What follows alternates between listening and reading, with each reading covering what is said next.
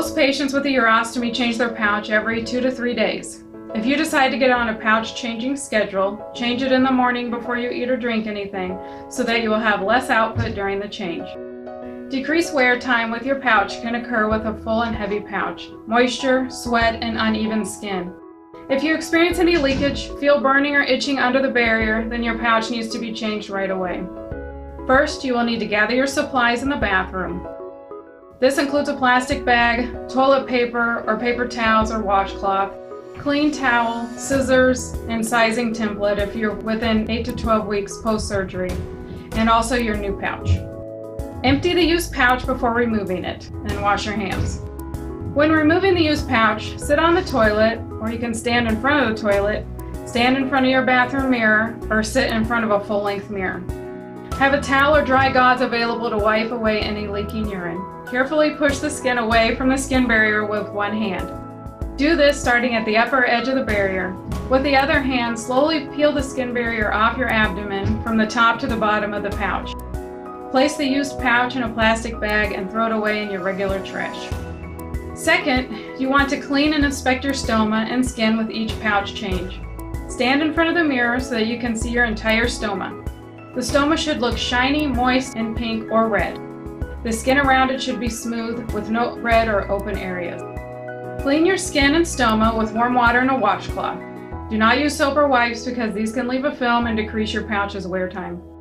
Clean and dry the stoma gently. Because the stoma has no sensory nerves, you could injure it without feeling any pain. It may bleed a little when you clean it because it has tiny blood vessels. Use a dry cloth and apply gentle pressure to stop any bleeding. For the first 8 to 12 weeks after surgery, your stoma will continue to change in size as the swelling in your abdomen goes down. During each pouch change, you will need to measure your stoma to make sure the opening is the right size. After the swelling has gone down completely, you'll be able to pre-cut your pouches using a template or order pre-cut pouches. You can measure your stoma using a pre-cut measuring guide or the template that was cut in the hospital by your ostomy nurse.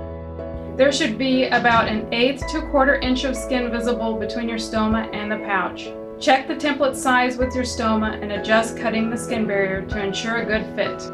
To cut the opening, you can trace the pattern on the back of the skin barrier. If you are cutting a one-piece pouch, use the blunt end of the scissors against the bag so that you don't cut through the front of the pouch. Once the hole is cut, warm the skin barrier in your hands or with a hairdryer. A small amount of heat will create a stronger seal. Make sure the skin around your stoma is dry. Remove the covering on the skin barrier. Center the cut opening in the pouch's barrier over the stoma with one hand.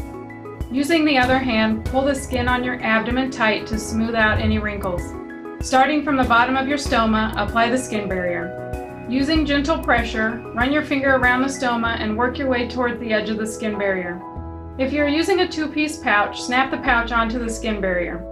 Start at the bottom and work your fingers around the barrier to get a tight seal.